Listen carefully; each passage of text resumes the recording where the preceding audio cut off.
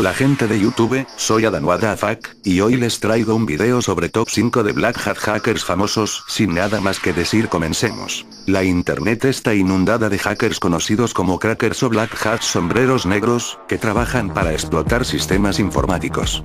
Ellos son los que has visto en las noticias, que son alejados de una computadora para evitar que incursionen nuevamente en cibercrímenes. Algunos de ellos lo hacen por diversión y curiosidad, otros para beneficio económico personal. 1. Jonathan James. James ganó notoriedad cuando se convirtió en el primer adolescente que era enviado a prisión acusado de hacking. Él fue sentenciado a 6 meses cuando tenía solo 16 años de edad. En una entrevista anónima de la PBS, afirma: "Yo solo anduve por allí viendo, jugando. Era como un desafío para mí el ver cuánto podía lograr". Las más importantes intrusiones de James tuvieron como objetivo organizaciones de alto grado.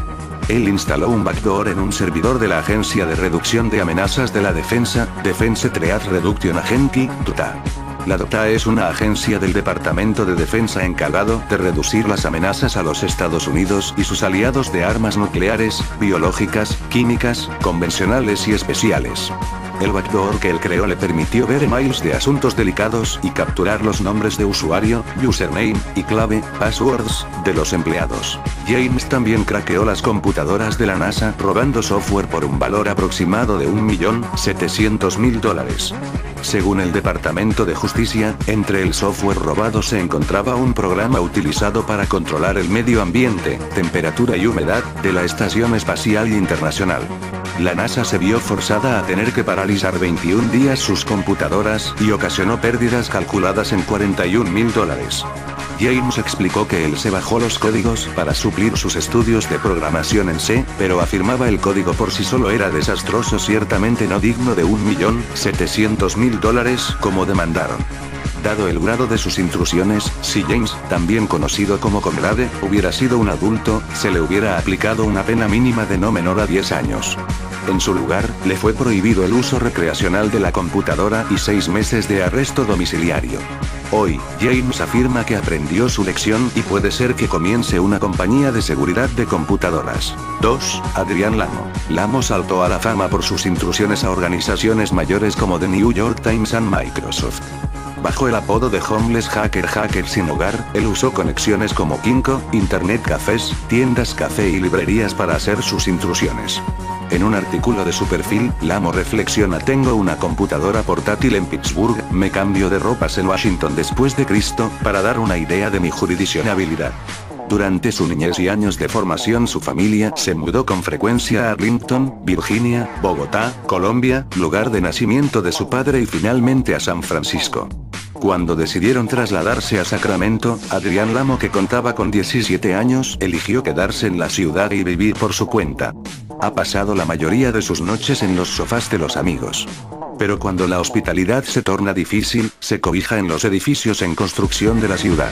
Las intrusiones del Lamo mayormente consisten en pruebas de penetración, en las que encuentra defectos de seguridad, los explota y luego envía un informe a las compañías de sus vulnerabilidades.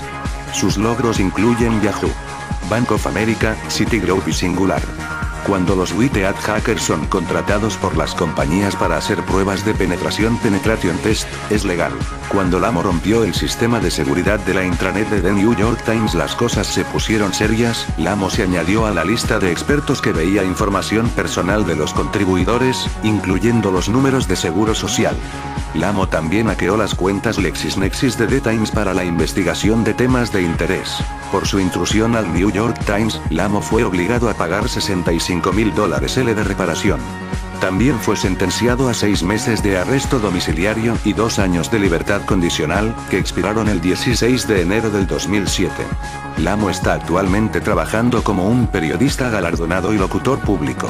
3. Kevin Mitnick. El autoproclamado hacker posterboy, conocido como el Cóndor, Mitnick fue intensamente buscado por las autoridades. Su travesura fue promocionada por los medios de comunicación, pero sus ofensas reales pueden ser menos notables de lo que su notoriedad sugiere. El Ministerio de Justicia lo describe como el criminal de PS más querido en la historia de los Estados Unidos. Sus proezas fueron detalladas en 2 películas, Freedom Down y Takedown. Mitnick, a pesar de recibir calificativos siempre negativos como cracker, pirata informático, criminal de la red, etc., en realidad es un freaker, es más, considerado por muchos como el mejor freaker de la historia. Mitnick ya tenía algo de experiencia en hacking antes de cometer los delitos que lo hicieron famoso.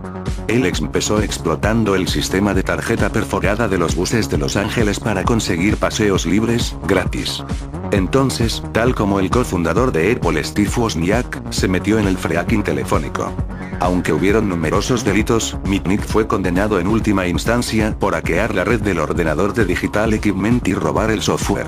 En 1994, con el auge de la telefonía móvil, Mitnick encontró esta plataforma ideal para no ser localizado y poder deambular de un sitio a otro. Pero para ello necesitaba utilizar una serie de programas que le permitieran moverse con la misma facilidad con que lo había hecho antes, a través de la red telefónica. Así, a través de sus refinadas y exitosas técnicas de ingeniería social, logra hacerse con la clave del ordenador personal de Tsutomu Shimomura gracias a la técnica de deep spoofing, falseamiento de IP, que para estrepitosa suerte de Mitnick, era un especialista japonés en seguridad informática, perteneciente a la Netcom Online Communications. Su encontronazo con Shimomura le llevaría al declive. Shimomura era considerado un hacker de sombrero blanco, Witeax, un hacker de los buenos, que cuando descubría alguna vulnerabilidad lo ponía en conocimiento de la policía o la entidad competente en vez de difundirlo a otros hackers por la red.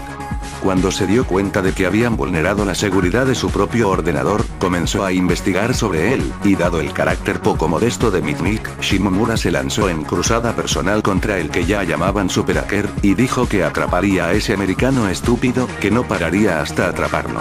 Y así fue. En 1995, después de haber descubierto el software de Shimomura en una cuenta de Dell, que utilizó para lanzar ataques a empresas tan conocidas como Apple, Motorola o Qualcomm, Unis de California, tardaron alrededor de 2 semanas en determinar que las llamadas provenían de Raleigh, California.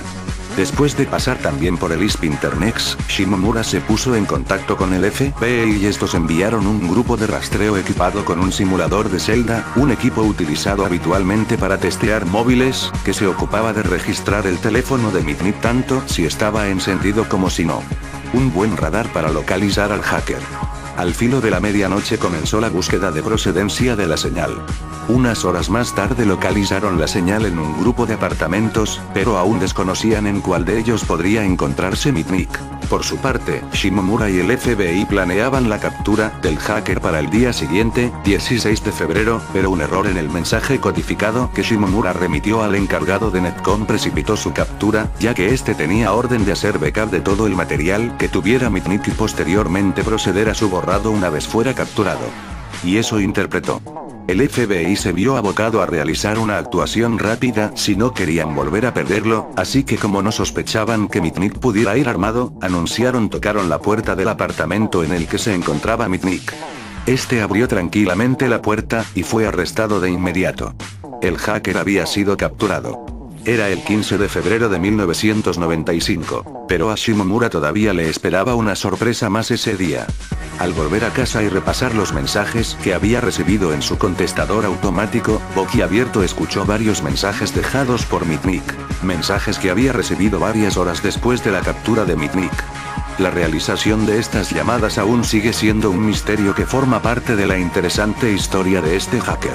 Kevin Mitnick fue acusado de robo de software, fraude electrónico, daño a los ordenadores de la Universidad del Sur de California, robo de archivos e intercepción de mensajes de correo electrónico. Entre las compañías afectadas figuraban Nokia, Fujitsu, NET, Novell, Sun Microsystems, Motorola. Apple se declaró no culpable y la sentencia le condenó a 5 años de cárcel sin posibilidad de fianza, lo cual condujo a los miles de hackers que seguían apasionados con la historia del cóndor y que comenzaron la conocida campaña Free Kevin.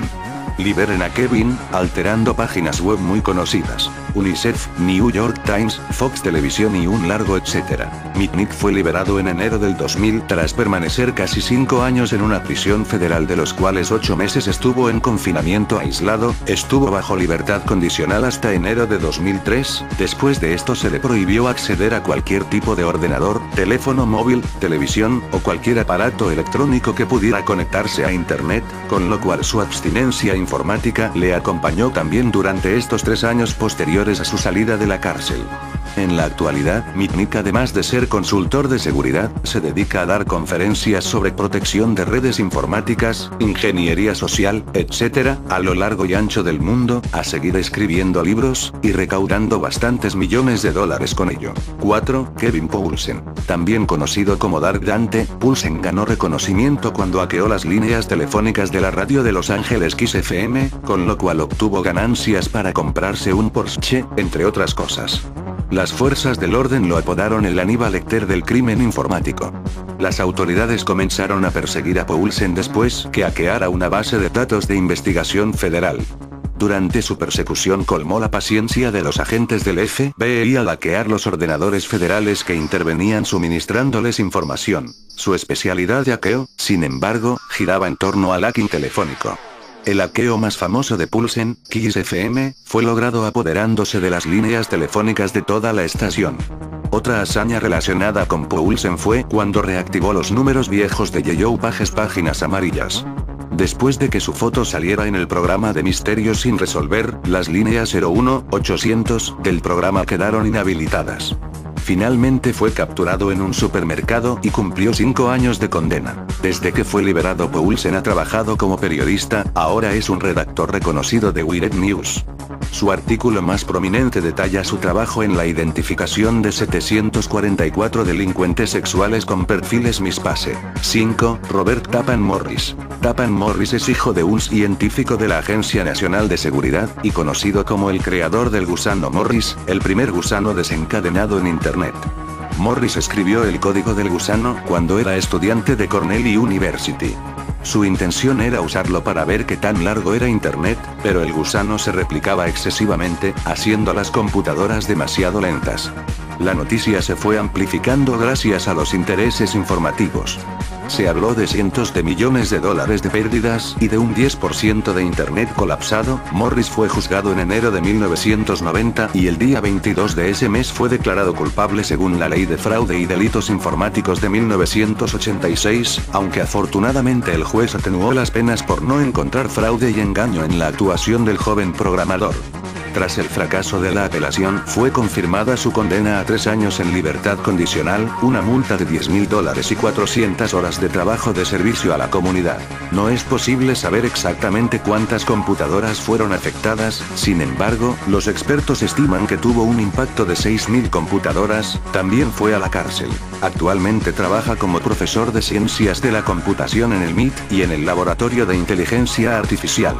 Él investiga principalmente arquitecturas de red de las PSS, incluyendo tablas de hash, mapas de hash, distribuidas tales como Shor y redes inalámbricas tales como RoofNet.